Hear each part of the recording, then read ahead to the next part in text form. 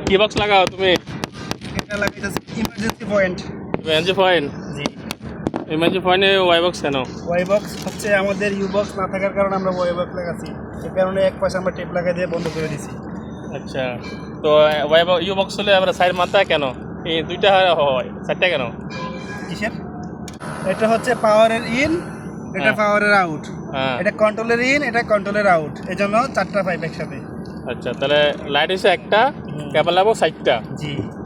হ্যাঁ, আর আমাদের বাংলাদেশে মানুষ এসব বক্স লাগায় কি দিয়ে নিছে? কলা গাছ দিয়ে। কলা গাছ আর হচ্ছে পেপার। আর আমরা হচ্ছে তুমি এখানে কি কি দিছো? দেই একটু দর্শকদেরকে দেখাই, দেখেন এগুলো হচ্ছে ফর্ম, যেটাকে বলে থার্মোকল।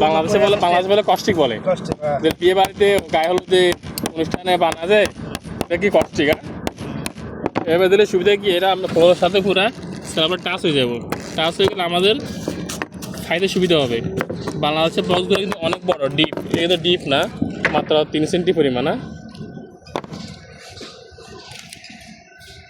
আর এটা এরোটা মানে হচ্ছে কি, এটা যাবে সোজা যাবে না, এটা একটু রাইডে গেলে পয়েন্ট পাওয়া যাবে। এটা সেম একটু সোজা যাবে না, রাইডে গেলে পয়েন্ট পাওয়া যাবে, এই কারণে এরো দেওয়া হয়েছে।